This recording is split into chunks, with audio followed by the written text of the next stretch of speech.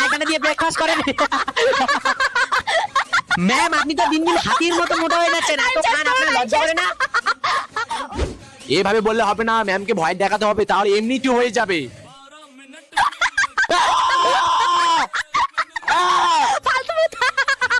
যা